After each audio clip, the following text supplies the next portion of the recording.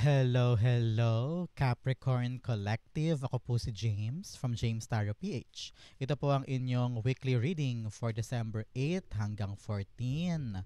So mga Capricorn, let's begin. Inhale and exhale. At the center of your reading, your core energy, you have, the Five of Pentacles. Beautiful. In the area of what you need to focus on, the Seven of Wands. Yes, yes, yes. In the area of what you need, you have the Judgment card. Yes, beautiful. In the area of what's affecting your current energy, you have the Ten of Swords. Interesting. In the area of your near future, meron po kayong the Ten of Pentacles rather. 10-10, ending of a cycle, completion. So congrats po. Patapos na yung inaasikaso mo and you are now moving on to a new level. Okay? In the area of your challenge, the World card. In the area of your fortune, you have the Four of Wands. Celebration, party, announcement, family life, home life. Nako, pag-usapan natin yan later. In the area of your divine messages, meron po kayong Strength card. Beautiful. At ang outcome niyo po for the week, eto po yun. Mamaya sabay-sabay natin siyang bubuksan at the end. But first, thank you muna Capricorn sa mga donations po ninyo. Saka po sa mga hindi nag-skip ng ads. Naku, yan lang yung only way to support me every time po na meron tayong libreng reading for Capricorn dito sa ating channel. So thank you po for not skipping the ads. So, at the background of your energy, the Eight of Wands. Yes, kitang-kita ko yung mabilis na aksyon. Some of you makakatanggap Capricorn ng mabilis na resulta, mabilis sa paggalaw, mabilis sa pag-aasikaso sa isang bagay. Ramdam ko yung quick movement, quick energy. Kaya ngayon, kailangan talaga active ka, prepared ka sa mga pagbabago, sa mga paggalaw.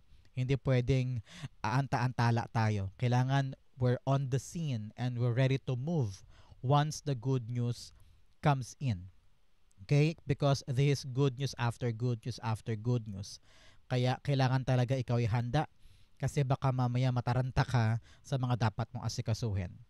Kailangan dito relaxed and focus ka sa mga development because something is arriving para sa'yo. Kaya brace yourself because it's coming for you. Congrats po. Samahan natin to ng card of the week. Gratitude. Yes, be grateful for every moment. Keep a heart of gratitude. So panahon daw to para maging grateful ka sa mga bagay na paparating, para sa mga bagay na nalagpasan mo, para sa mga bagay na kinaya mo because everything is working in your favor. At dito mo talaga tunay na maramdaman na ginagabayan ka ni God. Sinusuportahan ka, binibigay yung mga hiling mo at hindi ka pinapabayaan. Okay? Be grateful because something talaga good news is coming for you. Congrats po. So, at the center, meron kang the Five of Pentacles. 5 in your core energy as your angel number, your prime number now, ay a number of change, pagbabago. So, kung ikaw ay gumagapang itong mga nakaraang linggo, nakaraang buwan, sobrang hirap, maaaring may money struggle ka or nahihirapan ka sa work or nahihirapan ka sa isang ugnayan, relasyon, or setup, parang ganyan. This week nakita ko na makakaisip ka talaga ng tamang paraan para kung ano man yung pinoproblema mo, maplansya na. Okay? You don't need to focus on your weaknesses. Kasi minsan ginagamit mo yung excuse, di ba? Halimbawa, meron kang dapat gawin. Sinasabi mo na, ay hindi ko kasi magawa kasi ganito. Kasi hindi ko alam. Ay kasi mahina ako. Ay kasi wala akong ganito, wala akong ganyan. Ginagamit mong excuse yung iyong weaknesses. So ngayon, gamitin mong bala ang iyong strength. Kung saan ka magaling, yun ang gamitin mo para makawala ka sa struggles na ito. Okay? Because you can. Kayang-kaya mo to.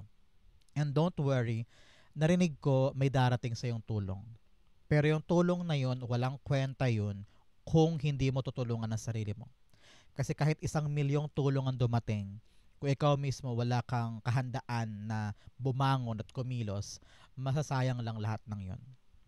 Tulad ng mga nakita natin sa mga wish ko lang, sa mga documentaries na binibigyan sila ng swerte pero sila mismo pinapabayaan nila because they don't know how to handle. Kaya ikaw, you need to make sure na kikilos ka once dumating yung mga tulong, yung mga opportunity, ikaw mismo magpapawala sa'yo sa struggles mo na yan. Okay? So, clarify natin to. The Five of Pentacles. So, siya nga pala Capricorn, since ito po ay bagong weekly reading, sulat mo naman sa baba kung ano yung mga hinihintay mo, no? Ano ba yung mga inaasam-asam mo na sana please God this week ibigay mo na. Comment down below, i-claim mo yan, and it will be yours. Okay? Five of Pentacles. The Ace of Swords. Yes, kailangan talaga maliwanagan ka muna Capricorn sa mga dapat mong bitawan, dapat mong tigilan, and then dapat mong gawin. Once clear sa mind mo yan, makakawala ka na sa kung saan ka man nag-struggle this time. Narinig ko rin dito, ito ay malaking sign for you Capricorn that you will get out of this tough situation. Ace of Swords is a card of breakthrough. So talagang malalagpasan mo ito. So sugod lang, laban lang, huwag mong pahirapan ang sarili mo, but at the same time, huwag kang hihinto. Kailangan idiretso mo yan para maka-breakthrough ka sa lahat ng problema. Okay? Napakaganda for you. In the area of what you need to focus on, meron kang Seven of Wands. You need to focus on your conviction. Ano ibig sabihin nun? Kapag nakapag-decide ka na, kapag meron kang pinapaniwalaan, kapag meron kang pinapanindigan, kapitan mo yan. Stand for yourself. Defend yourself. Maraming mga tao sa paligid mo ang opportunista or dinadown ka, mga basher mo. Naku, sikat ka ata. No?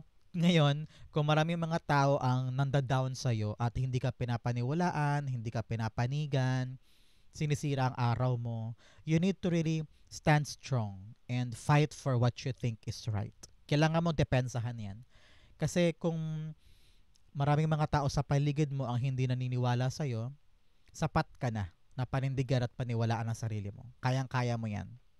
So, kung this week may mga humahad lang sa'yo, mas lalo't higit kailangan mong patibayin ang sarili mo para lumaban. Okay? Napaka-importante yan for you. Clarify natin. Seven of Wands. Oops, hindi yan. Seven of Wands. So, siya nga pala Capricorn. Ano pong birthday ninyo?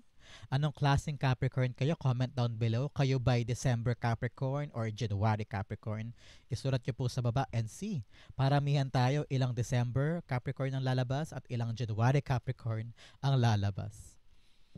Okay, tumitalapan talaga siya. Sige, kunin natin. The Five of Swords. 5-5 is all about changes talaga. You need to change your atake, change your mindset, or change something in your life for you to be able to see the good outcome. Five of Swords, clarifying our Seven of Wands. Sinasabi dito na yung Spirit Guides Capricorn na wag mo nang pakinggan pa o wag mo nang patulan pa yung mga taong gumagawa ng issue sa'yo o mga taong nega sa'yo. Pasok sa kabilang tenga, labas sa kabilang tenga. Sabi rito, hindi worth it na patulan yan. Yes, stand your ground. Ipakita mo na hindi ka matitibag, pero hindi ka bababa sa level nila. Okay? Lagi mo isipin na nasa taas ka. Mas mataas ka sa kanila. And you are doing the right thing. Okay? Isipin mo na lang insecure yung mga yan. Isipin mo na lang na inggit yung mga yan. Pero wag mo sirain yung maganda mong posisyon kapag pumatol ka sa kanila. Always choose the right path. Choose to be matured enough and let it slide. Hayaan mo lang, let go mo lang. Learn the art of Deadma. Okay? In the area of what you need, you have the Judgment card. You need to wake up from something. Especially here, matagal ka nalugmok sa mga bagay na akala mo talo ka na. Akala mo habang buhay ka dyan. Pero hindi. Ginigising ka ni God, oh. Pinapadalhan ka niya lagi ng messages, signs, siguro sa mga panaginip mo o sa tuwing nakakita ka ng mga Facebook quotes or mga song lyrics na talaga naapektuhan ka, napaparealize ka na parang, uy, ano ibig sabihin nun? So, God wants you to realize something. Meron kang pinapaniwalaan na mali or meron kang ginagawa na mali na kailangan mo itama this time because it's not working for you anymore at nakakasira sa araw-araw mo. So, kung ano man yung mga dapat mo ma-realize, You need to really face it. Be brave na i-admit sa sarili mo na, ay, mali nga to. Ay, mali nga yun. Kailangan ko tong itama para bumuti ang lagay ng buhay mo at makabalik ka sa tamang direksyon. Okay? Nakita ko rito na sabi na yung spirit guides, meron kang pilit iniiwasan na ini-ignore mo eh. Ayaw mong harapin, ayaw mong paniwalaan, ayaw mong tanggapin. Pero yun daw ang katotohanan. So, i-accept mo yan. You need to face it and deal with it. So that makita mo talaga kung ano yung nakahantad para sa'yo. Okay? Judgment cards being clarified by the Six of Pentacles. Yes. Six of Pentacles, narinig ko, merong unfair treatment kang nararanasan. And hinahayaan mo lang, maybe because you're afraid to lose that person, or you're afraid na galawin yung bangka at ayaw mo magbago yung sitwasyon kasi hindi mo alam kung anong papatunguhan. Pero sabi na yung spirit guides, kailangan mo na daw talagang harapin kung ano yung unfair treatment or unfair na ginagawa sa'yo o sa paligid mo. Kailangan daw makita mo at panatilihin mo yung balanse ng buhay. Meron kang ginagawa tapos parang unfair yung treatment at hinahayaan mo lang. You need to call that out. You need to sabihin kung ano yung mga bagay na nakita mong unfair para maitama siya. Kasi deserve mo makuha yung para sa'yo. Okay? You need to speak up. You need to take action kapag nakita mo na hindi patas. Okay? Importante ito para sa'yo. In the area of what you need, in the area of what's affecting your current energy, you have the Ten of Swords. Sabi na yung spirit guides, imbes na damhin mo yung pain o yung pagkabagsak mo o yung panghihina mo tungkol sa isang bagay, lalo't higit this time, kailangan mong ibangon ang sarili mo. Okay? Every single day, lagi mong piliin na lalaban ako, susugod ako, hindi ako mag-give up sa buhay. Lagi kang may option. Lagi kang may solusyon. Kung ngayon ay feeling mo ay hindi ako makabangon, hanggang dito na lang ba ako, anong gagawin ko, lagi mo isipin, bukas, things will change for me. Bukas, may option na ako. Bukas, may darating na solusyon. No? Laging kikilos, lagi tayong aandar, at wag na wag mawawala ng pag-asa. Okay? Kung ikaw ngayon ay dapang-dapa at parang hindi ka makahanap ng paraan, gamitin mo yung power mo. Gamitin mo yung strength mo para makabangon ka dito. Because you can break through this problem. Okay? Makakaisip ka ng tamang idea at yun ang gamitin mo. Alam mo, narinig ko din sabi dito, makipag-usap ka daw ng maayos. I don't know why. Capricorn. Sabi na yung spirit guides, makipag-usap ka ng maayos para makuha mo yung tamang sagot at maparating mo yung tamang mensahe. Very, very specific yon for someone, Capricorn, dyan. Payo sa'yo na yung spirit guides, huy, makipag-usap ka ng tama. Ten of Swords, you have the Two of Swords. Yes, you need to decide. You need to really decide. Either mananatili ba ako sa lugmok na ito or babangon ako. You only have two options and you need to decide on something better. Okay? Mananatili ba ako sa mga takot ko o lalaban ako sa buhay? Pipiliin ko ba to o aatras ako? Kung ano man yung direksyon na pipiliin mo, yan na magdidikta sa buhay mo moving forward. Kaya you need to decide carefully, rightfully. Okay? Kung gusto mo talagang makawala sa hirap na to at sa pagkadapa na ito, piliin mo yung tamang desisyon. Okay? In your near future, you have the 10 of Pentacles. So, ang tabayanan mo, Capricorn, 10 days, 10 weeks, or 10 months, kitang-kita ko yung pagganda ng buhay mo. Kung ngayon dapang-dapa ka, pero pilit mong lumaban, pilit mong ibinangon ang sarili mo, heto ka. You are now embracing something that is long-term. For example, naitayo mo na yung maliit mong negosyo, o nakabalik ka na sa tamang ritmo ng buhay mo, or yung trabaho mo okay na, natanggap ka sa isang magandang trabaho, permanente na yung kita, solid yung pundasyon sa trabaho, kumbaga. So, you are now earning something long term, no? Kitang-kita ko rito na napapahalagahan mo na yung mga bagay na permanente at yung mga bagay na dapat pangmatagalan. Hindi na temporary, hindi na pang ngayon lang, hindi na for next week. Kitang-kita ko rito na sapat na yung kita to pay for the bills or hindi ka na mangangamba kung saan ka huhugot ng pera kasi meron ka na. May permanente ng panggagalingan, kumbaga. Nakita ko rito, Capricorn, I don't know why, kung may mga family issues, halimbawa sa mana, sa family business, or sa ari-arian, pag-usapan na daw. At magkaroon ka ng lakas ng loob na pag-usapan yan at maplansya na para once and for all maging okay kayong lahat. Very specific yan for someone na Capricorn dyan about mana, family issues. Plansyahin para long-lasting. Pero para sa iba po, nakita ko rito, yes, uulan ng biyaya sa'yo. I don't know why. Yung sisimulan mo daw na negosyo, magbo-boom. Nakita ko rin dito na kung ano man yung permanenteng trabaho, kakapitan mo yan hanggang sa mag-retire ka. Meron po ako nakita mga Capricorn oldies na inaasikaso mo ngayon yung mga loan or narinig ko parang retirement or mga plan. May plan kayo, parang retirement plan, lifetime plan, mga ganyan. And it will be okay. So parang kailangan daw pag-usapan, himayin na. Okay? For your betterment. Para pagtagal ay hindi na siya maging problema pa. Okay? Ten of Pentacles being clarified by... Narinig ko bahay daw asikasuhin na. Capricorn, lupa asikasuhin na. May property daw na kailangan ng plansyahin at pag-aralang mabuti. Ten of Pentacles. The Hanged Man, yes. Lahat daw ng mga nakabinbin ng mga bagay-bagay, mga usapin pang pamilya, kailangan daw asikasuhin. Yung lupa, yung bahay, yung property na nakatenga, kailangan daw asikasuhin na. Para wala ng delay at wala nang nakatenga dyan.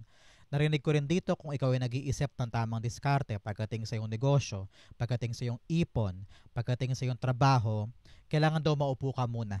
Pag nilay-nilayan muna, pag-isipan muna para maisip po daw yung tamang diskarte, tamang paraan so that hindi magkaroon ng drastic change sa inaalagaan mo at magkaroon ka ng right solution para tumagal ito long term sa'yo. Okay? Napaka-importante niyan. In your challenge, you have face your inner demons. Kung ano yung mga bagay na nililihim mo, kinakatakot mo, kinakahiya mo, harapin na yan para hindi yan magamit against you, para hindi mo maramdaman na kahinaan mo yan. Okay? I-develop mo siya as a part of yourself, as your strength, para hindi mo yan laging maging hadlang, kumbaga. Another message of self-compassion, mahalin mo sarili mo. No? Huwag mo laging bugbugin ang sarili mo ng negative self-talk.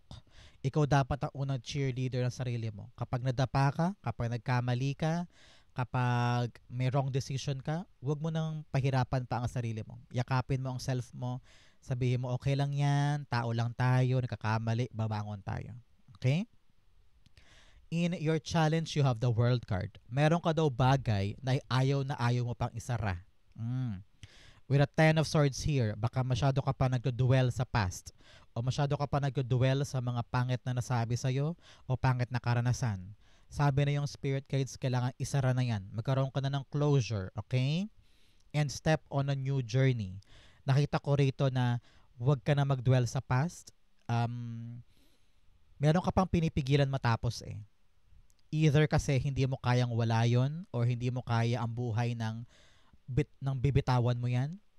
So you need to really open yourself to new opportunity, new life, and close mo na yung mga bagay na nagdulot lang sa'yo ng pain, suffering, stress, toxicity. No? Close mo na yan para magbago na ang buhay at gumaan na. Alam mo, narinig ko rin dito, Capricorn, step out of your shell. No? Kumawala ka sa shell mo. Kasi narinig ko masyado kang mahiyain or masyado kang timid. Ayaw mong gumalaw kasi takot ka mag-fail, takot kang magbago ang lahat. Kaya parang ayaw na ayaw mong kumilos, ayaw na ayaw mong gumawa ng pagbabago. Pero here, tinatawag ka ng spirit guides mo na kung gusto mong lumago, gusto mong maging successful, dapat ready ka na kumawala sa comfort zone mo. Okay? World card, the Three of Swords. Yes, takot ka because of the pain that happened in the past. Whether nasaktan ka, nag-fail ka or pinahiya ka o talagang sobrang painful, ayaw mo maulit yun kaya ayaw mo mag-try. Kaya kontento ka na lang dyan sa comfort zone mo. Kahit painful, kina-consider mo yung comfort zone. Sabi mo, okay na ako dito, kahit kakarampot, kahit maliit, kahit kapos, at least hindi ako nasasaktan, at least hindi ako nag-fail. So, walang growth, di ba?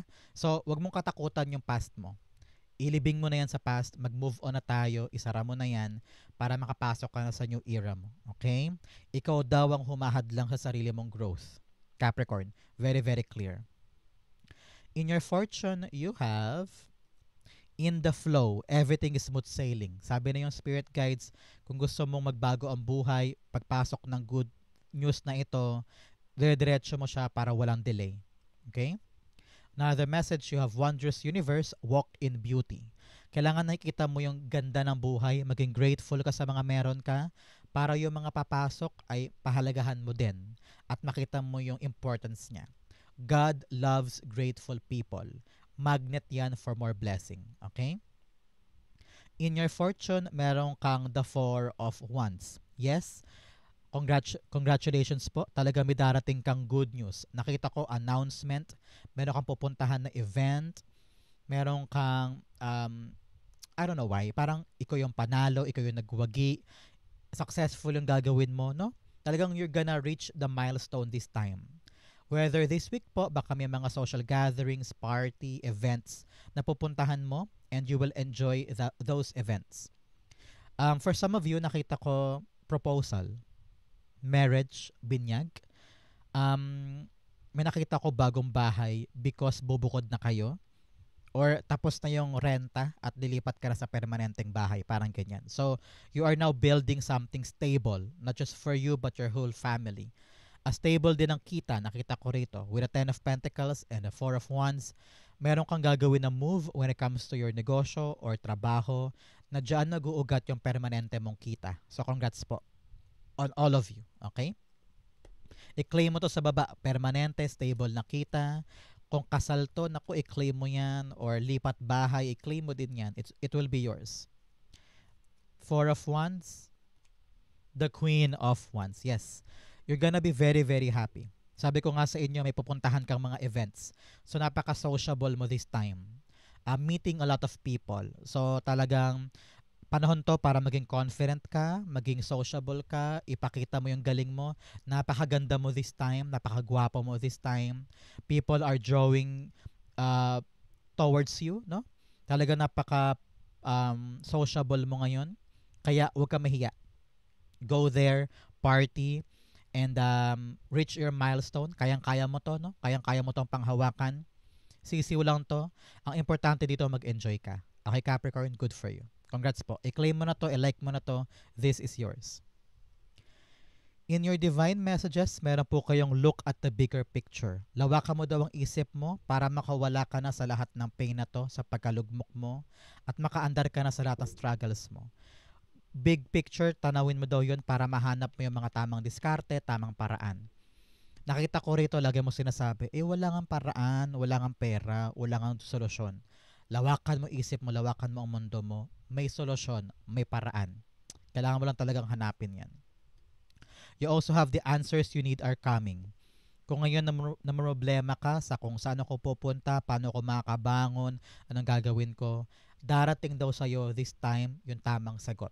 Hindi mo kailangan matakot, hindi mo kailangan mag-alala. The answers will come at the right time. Okay? In your divine messages, sabi sa iyo na yung Spirit Guides Capricorn, magpakatatag ka.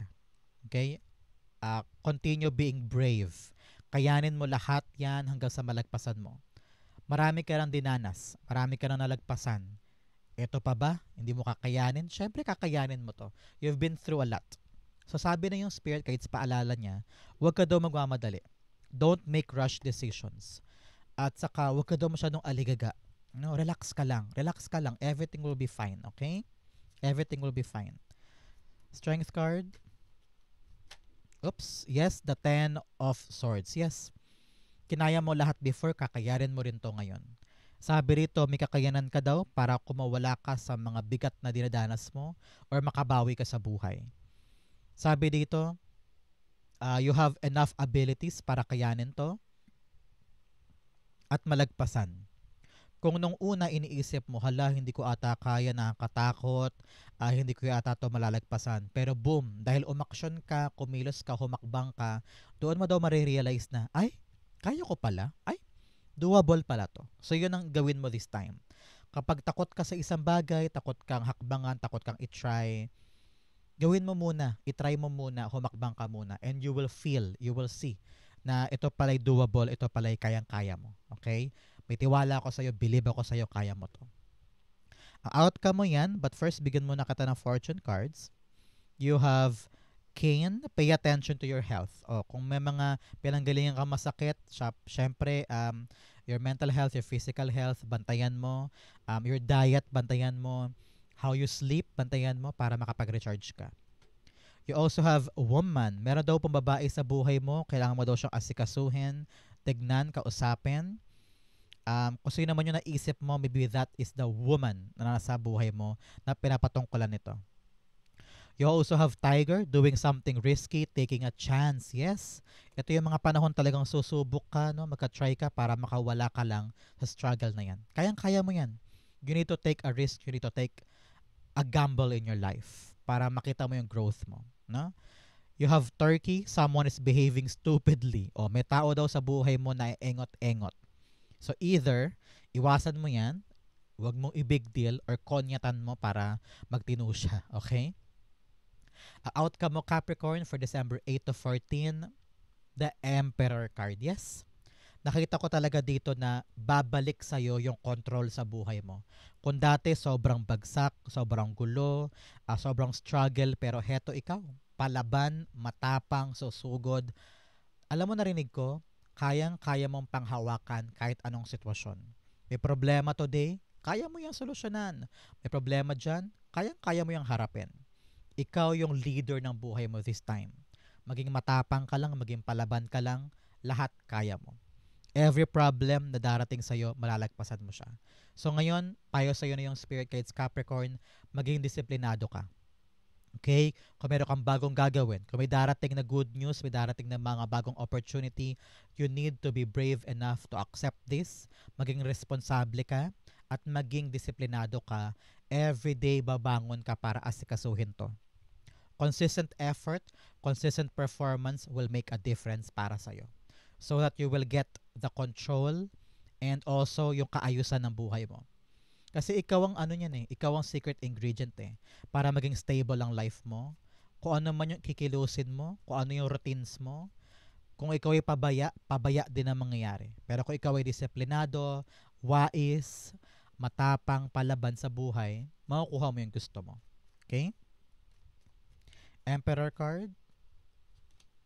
The Death card, yes. You need to change something sa buhay para mapanghawakan mo yung mga importante sa'yo. Example, kung gusto mong bumalik yung sigla ng buhay mo, baka dapat tigilan na yung inom-inom, tigilan na yung paghilata, tigilan na yung maling iniisip para bumalik yung control sa buhay. Bigyan din kita na example. Lahi kang late sa trabaho. So dahil late ka, hindi mo naasikaso ng tama yung work. So bakit ka ba na late? Dahil laging puyat, laging gumigimik, laging nanonood ng Korean novela hanggang 5 a.m. So, para makontrol mo yung gusto mong kontrolin sa buhay na maagang makapasok, makapag-perform ang tama sa trabaho, meron kang dapat tigilan. Meron kang dapat putulin at ayusin sa buhay mo. Mag-transform ka to be the best leader that you can be ng buhay mo. Okay? Napaka-importante niyan sa'yo, Capricorn. Isa-isip mo yan, tandaan mo so that things will change for you for the better. Okay?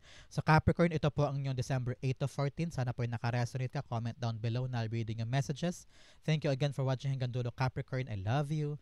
This has been James for James Starter PH. God bless everybody.